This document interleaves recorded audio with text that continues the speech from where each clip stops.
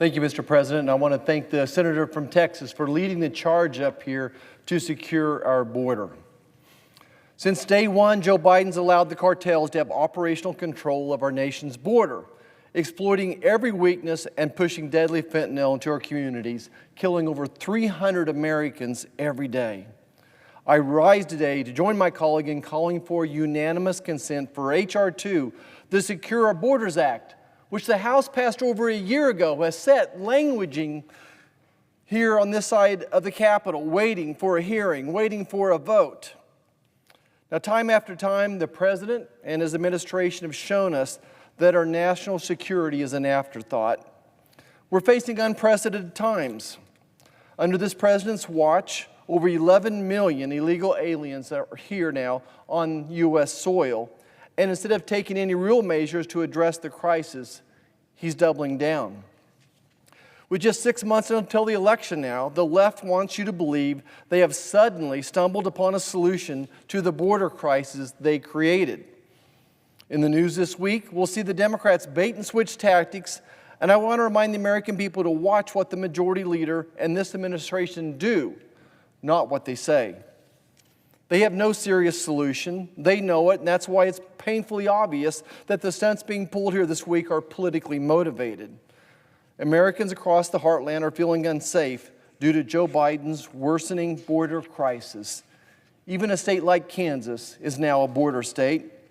Fentanyl is flooding into our communities across the state, claiming a life most every day, and now is the leading cause of death among young adults in America. Joe Biden's border crisis has resulted in over 300 known terrorists being apprehended in the past year for attempting to cross the southern border. Additionally, over 35,000 Chinese nationals and thousands of individuals from countries like Afghanistan, Iran, Iraq, and Syria have crossed through our southern border. We're in a sad state of affairs when our foreign adversaries are paying closer attention to our vulnerabilities at our borders than the President of the United States. Even our own FBI is sounding the alarm, now warning that because of this invasion, we're on high alert for terrorist attack in the coming months.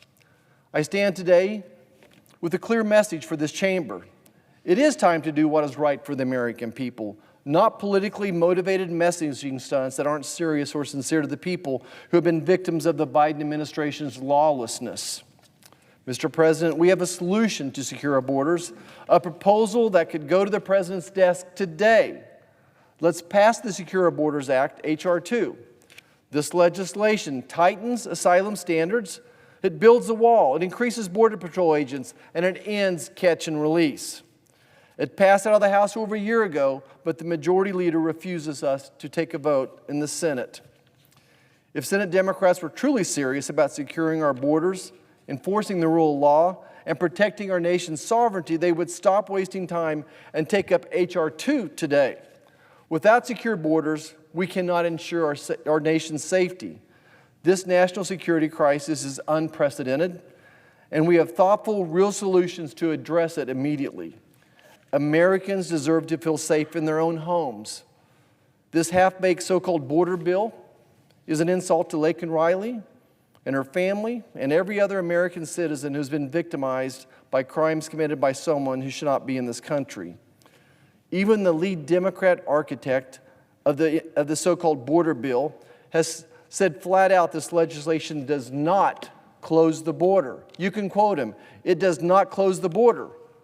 That's all the American people need to hear to see how fast and loose the Democrat Party is willing to play with our national security.